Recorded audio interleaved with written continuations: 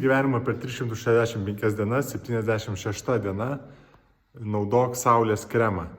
Tai iki tol, kol mes pabūnam laukia 30 minučių ir gauname tą vitamino D dozę, kurios reikia, jeigu mes būnam ilgiau, reikia naudoti saulės kremą ir kuo stipresnis, tuo geriau.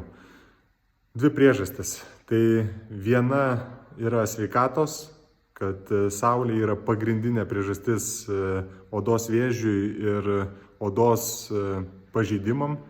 O jeigu šita priežastis jums nėra pakankama, antra priežastis yra išvaizda. Galite sakyti, kad įdegus oda atrodo gražiau, bet jums reikėtų pasižiūrėti nuotraukas internete, kaip atrodo furistai, kurių pusė veido ir ranka visą laiką buvo pažeista saulės, visą laiką ant saulės, kita ne. Tai raukšlių kiekis ir visokių dėmių kiekis yra pakankamai baisus skirtumas tarp dviejų pusių. Dėkui, kad žiūrėjote.